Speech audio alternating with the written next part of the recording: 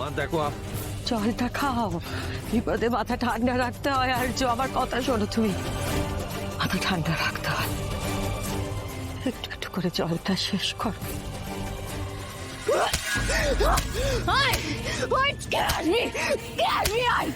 শেষ করে দেবো, শেষ করে দেবো সবাইকে।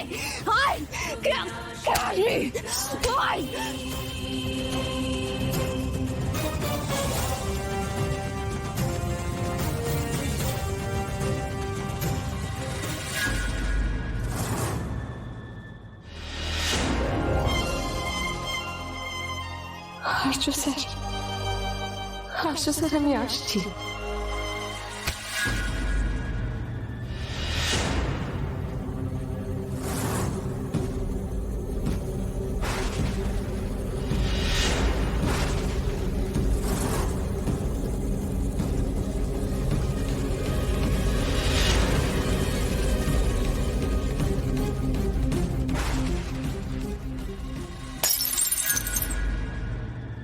আর্য,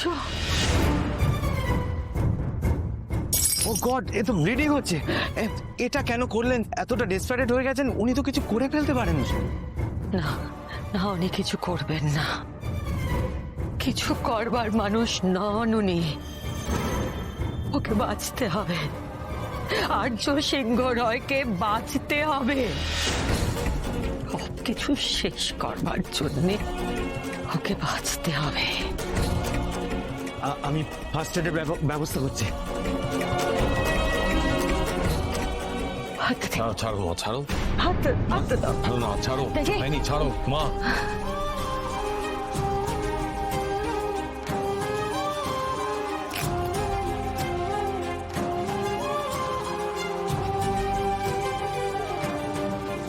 সত্যি তোমার নকল মা আর্য। যখন তোমার আমাকে দরকার ছিল, তখন আমি তোমার পাশে দাঁড়াতে পারিনি। মা হিসেবে আমি ফেল করেছি আর্য, কিন্তু তুমি কোনোদিন করোনি। ছেলে হিসেবে কোনোদিন তুমি ফেল করোনি, দাদা হিসেবে কোনোদিন ফেল করোনি। আর আমি জানি যে স্বামী হিসেবে তোমার কর্তব্য করতেও তুমি কোনোদিন ফেল করবে না, কোনোদিন না।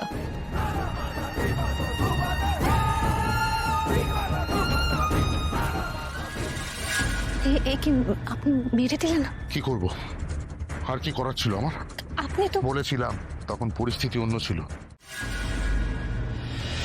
আপনি আমাকে ডিভোর্স পেপার পাঠিয়েছেন যাতে আমি নিজের জীবনটা নিজের মতন করে বাঁচতে পারি।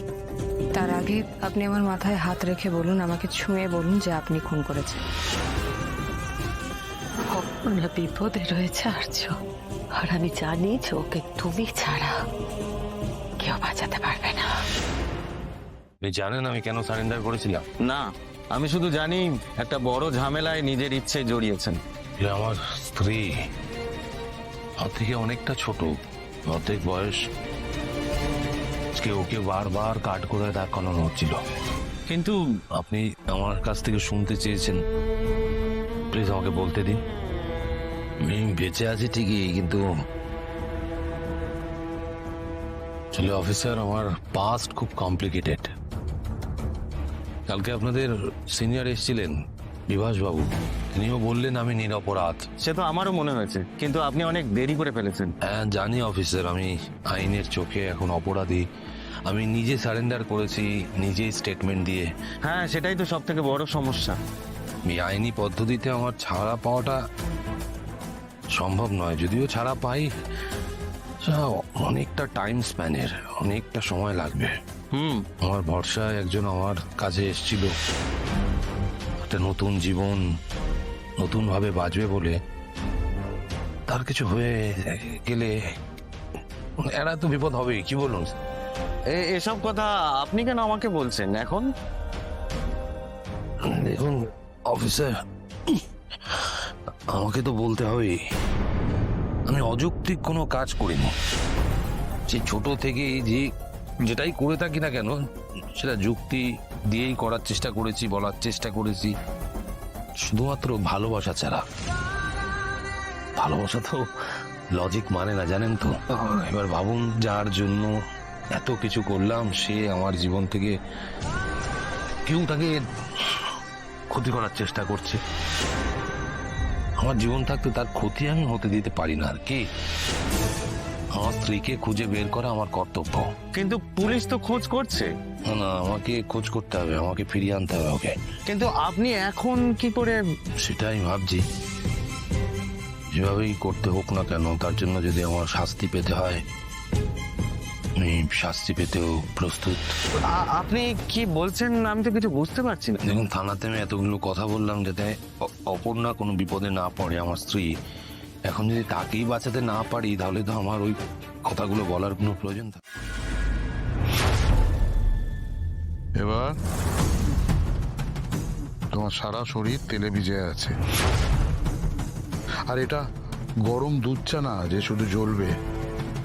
এই জ্বলন্ত দেশলাইটা যদি ছুঁড়ে ফেলে দিই না তোমার গায়ে, জ্বলে পুড়ে ছাই হয়ে যাবে। আর বড় বড় কথা বেরোবে না, হদিশও পাবে না কেউ। আপনি আমাকে মারতে চাইলে এতক্ষণে মেরে ফেলতেন। মরার সময় তোমার এখনো হয়নি।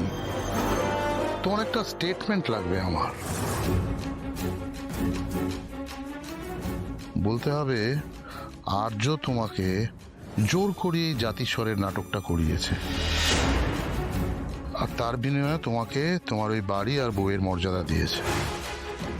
ব্যাস, জাস্ট এইটুকু লিখে দিতে হবে। যদি স্টেটমেন্ট লিখে না দিই তাহলে কি করবেন? মারবেন? আমাকে পুড়িয়ে মারবেন? মারুন।